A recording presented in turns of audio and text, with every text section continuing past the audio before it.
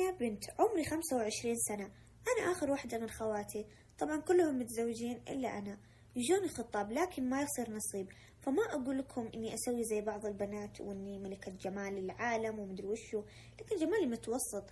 أنا إنسانة بشوشة وأحب الفلة وأحب الضحك والوناسة وكل شيء، وفيني ملامح حلوة. لكن المشكلة إنه الظاهر للناس بسبب المرض اللي تعرضت له، بسبب المرض هذا توصلت للعلاج بالكيماوي، لكن الحمد لله تشافيت.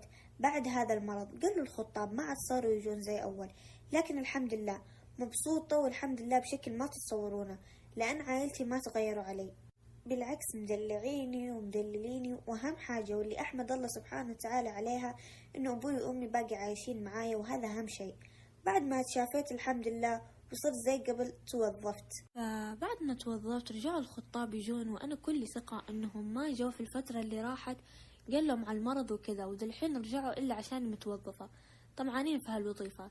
فكنت أتذكر أيام ما كنت تعبانة وإنه ما عاد جو الخطاب وكذا، فكنت أرفض بعد ما توظفت وكذا، فيجون الخطاب وأرفض لين ذاك اليوم جاء أبوي قال لأمي إنه في رجال بيجون. الوقت كان عصر، وطبعا في نهاية الويكند، هذا الوقت كان نهاية ويكند، دائما انتظر أخوي اللي يدرس في منطقة ثانية ودايم يجي، وأنا أكون منتظرة ما أصدق إنه يجي نهاية الويكند عشان يجي ونشوفه.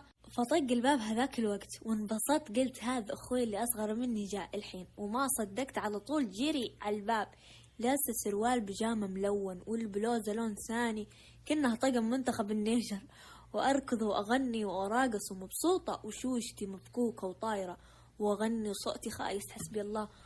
والمهم وأنا مقلعة كذا ومعلفة الحوش إلا أشوف واحد لابس شماغ وثوب شكله مرتب، للأمانة قلت هذا مو بأخوي. فمن الصدمة وكذا كلجت وهو يضحك أحسبه أخوي، لكن طلع واحد ثاني. داورت وحطيت رجلي ورجعت البيت. المصيبة مو هنا، المصيبة أن هذا الرجال وهو ولد صديق أبوي، فعلمنا أبوي أن هذا الرجال جاي يخطب. يوم علمني أبوي تلقائيا رفضت، مع أنه قلبي يقول شيء ثاني. كنت أتذكر الشوشة وطقم النيجر والأغاني والاستهبال، ولا بيخطبني بعد لا شعوريا قلت لا ماني موافقة. فلحوا علي أهلي استخير يا بنت الناس، أنا رحت علمت أمي باللي صار، فقامت تهاوش أمي متى بتعقلين متى تبطلين ذي الحركات. فعلمت أبوي باللي صار، فالمصيبة أنه أبوي رد عليهم بردي. المهم اليوم الثاني أم الولد هذا جاية عندنا، فتقول لأمي بدون مقدمات ولا شيء ترى أنا والله ما أعرفكم، لكن البنت اللي شافها ولدي أمس تراه أزعجني عليها ويبيها، إذا كانت هي من بناتك اللي ما تزوجوا. فقالت أمي أصلا ما عندي إلا هي من بناتي اللي ما قد تزوجوا، وهي اللي شافها ولدك، لكن كلمناها لكنها رافضة البنت. قالت أم الولد طلب بسيط بس، أبغى أشوف بنتكم، أبغى أكلمها كلمتين. وبالفعل دخلت أمه علي وبدت تقول لي شوفي يا بنتي ولدي فقد أخوه الوحيد بحادث وزعلان متوتر وكذا، وتقول والله أمس يوم شافك رجع البيت والابتسامة شاقة وجهها مبسوط بشكل ما تتصورينه، هو يبي واحدة كذا مرحة من يوم ما جانا أمس والابتسامة شاقة وجهها.